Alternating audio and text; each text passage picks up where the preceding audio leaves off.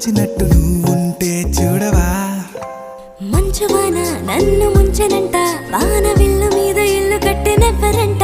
ఈ లోకమంతా నిన్ను చూసినంట ఏ దిష్టి నిన్ను తాకకుండా ఇంటిలోన దాచుకుంటా రంగు రంగు